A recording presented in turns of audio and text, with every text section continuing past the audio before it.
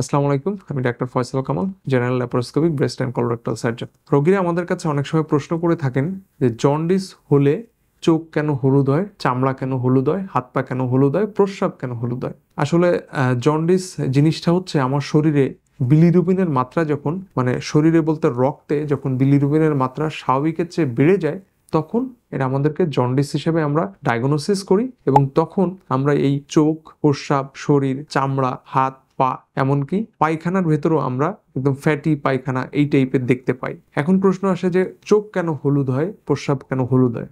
আসলে আমাদের bilirubin metabolism তখন আসলে হ্যাম্পার হয়। আমরা সঠিকভাবে যে বিলিরুবিন ব্লাডের মাধ্যমে মেটাবলিজম হয়ে শরীরে নর্মাল রেঞ্জে থাকে, তখন লিভার অনেক সময় সঠিকভাবে তার কাজটি করতে পারে না, তো মেটাবলাইজ করতে পারে না।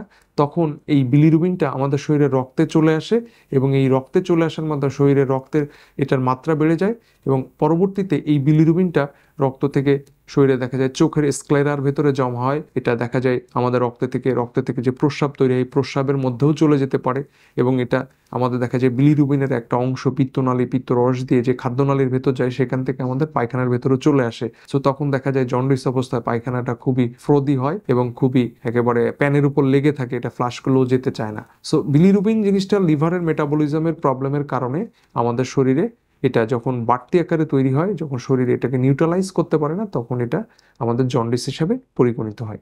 ধন্যবাদ সবাইকে।